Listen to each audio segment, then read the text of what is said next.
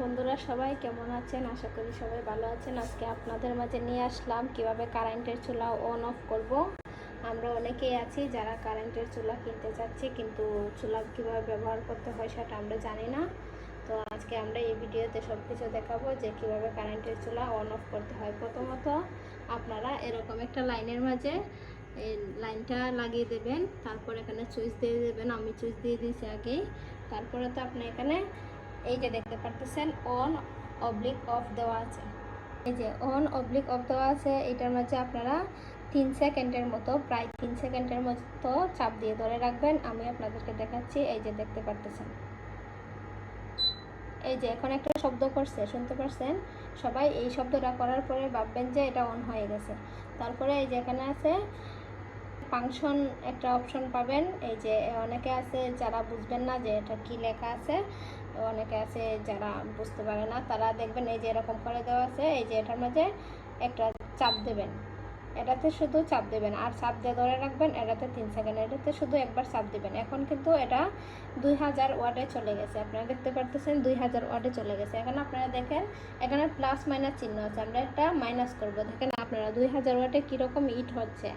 এখন আমরা এটা কমাবো, মাইনাস চিহ্ন আছে, এদিকে মাইনাস করব। যতবার চাপ দিবেন ততবার আস্তে আস্তে মাইনাস হবে। দেখেন এটা মাইনাস করতে করতে 100 পর্যন্ত যাচ্ছে। 100 এখন আছে, আপনারা দেখতে পারতেছেন। এই যে এখন আমি এটাকে প্লাস করতে চাইলে এই যে এদিকে প্লাস চিহ্ন আছে, আমি বাড়াতে চাইলে এদিকে চাপ দেব। এখন আপনারা দেখেন এখানে একটা ফাংশন আছে। এই যে এখানে টাইমার একটা ফাংশন আছে, দেখতে পাচ্ছেন। এটাতে আপনারা টাইম সেট করতে পারবেন। যেমন ধরেন আপনি এখন একটা রান্না বসাচ্ছেন, সেটা ধরেন আপনি এখন একটা রান্না বসাবেন, সেটা আপনার 5 মিনিট সময় লাগবে বা 3 মিনিট, 1 ঘন্টা, যতটুকু সময় লাগবে আপনি এই টাইমারের মাঝে চাপ দিবেন। দেওয়ার পরে এই যে এখানে টাইমটা দেওয়া আছে, এই যে এখানে টাইমের এই যে একটা আছে। আপনি যদি 10 মিনিট এখানে দেখাচ্ছে, এই যে এখানে দেখেন 10 ঘন্টা উঠছে। আমি এখানে 10 ঘন্টা দেবো না, আরও কম দেবো, 5 ঘন্টা। এই যে এটা হচ্ছে ঘন্টা, এটা হচ্ছে মিনিট।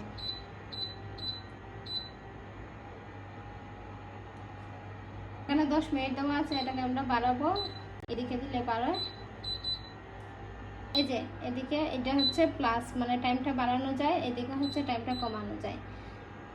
এখন টাইমারটা আমি অফ করে দিছি। এই যে এটা অন হয়, টাইমার অফ করে দিলাম টাইমারটা।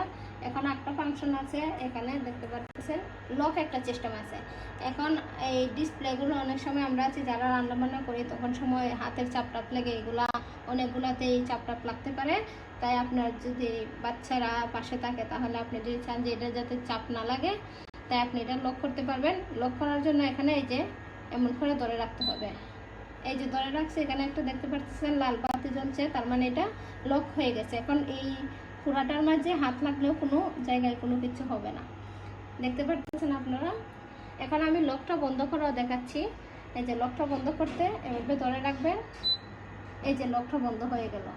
তো বন্ধুরা, আজকে ফুল ভিডিওতে আমি আপনাদেরকে দেখানোর চেষ্টা করেছি কিভাবে কারেন্টের চুলা অন অফ করতে হয়, তারপর প্লাস মাইনাস কীভাবে বাড়াতে হয়, কমাতে হয়, এবং টাইমার দেখালাম কিভাবে টাইম সেট করতে হয়। তারপর আপনাদেরকে লকের সিস্টেমটাও দেখালাম। আমার ভিডিওটা ভালো লাগলে সবাই শেয়ার করবেন এবং কমেন্ট করে দেবেন সবাই।